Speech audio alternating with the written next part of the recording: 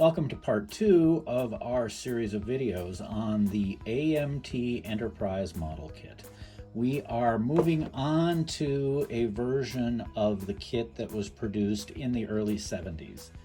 Previously, we looked at the version 2 kit that had lighting in the nacelles, and then the version that followed that, which removed the lighting features. The first big change you will notice on this box is it says Star Trek on the left side of the panel. Previously, it was written right here above USS Enterprise. It also references all the decals, and it includes the offer for the Star Trek jacket. The big changes for this kit is the introduction of the deluxe decal sheet with all the names of all the ships. The font is slightly different, but this is when they started promoting build the entire fleet. And the change to the base. This is when they added the parts for that flimsy base that barely supported the kit. The triangular base is gone. And you can see the new base in the instruction sheet. Around 1973 or 1974, AMT switched to the smaller box format.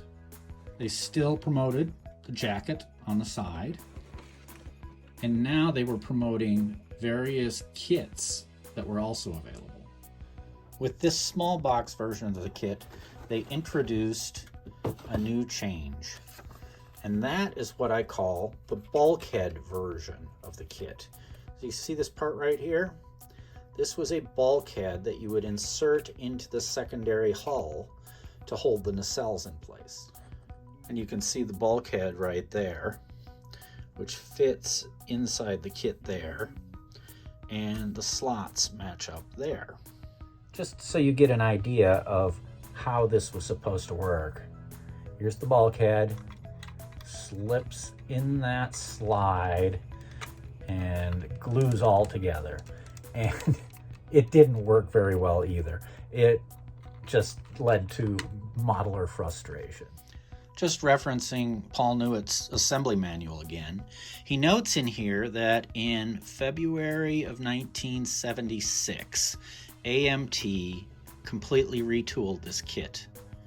They introduced all new parts. What they didn't change was the number of the kit. S951, or the rest of the box for that matter. So if you get a kit that says S951, you don't know what's inside until you open it up. It might be the pre-1976 model or the all-new tooled 1976 model. So this box has the new tooling kit, and we're going to take a look inside. All right, at first glance, it doesn't look any different than the original. But on close examination, and we're going to do that, you will find that it is a completely new mold. It's been completely retooled. If you're looking at the primary hull, they do look the same, don't they? But let's look at the original kit. Notice how the elevator hooks to the bridge. And if we look at the new version, the elevator is not attached to the bridge. You'll also see that the shape of the AB decks is slightly different. This is more egg-shaped on the right, and this is narrower across the back. The new version of the kit has an indentation where the impulse vent runs that is not present on the original kit. And little things like the location of the injection marks are different between the two. There's one huge difference on the bottom of the primary hull. Gone is the slot. It is now replaced with a different method of joining the two parts. We are now looking at the secondary hull, and the mounts for the sensor dish are no longer there. So now we're looking at the new secondary hull, and when you flip it over, you will see there's a box on the inside of the model. You now slide the pylons into that slot. One other change is that that beacon that was on top of the shuttle bay is now gone.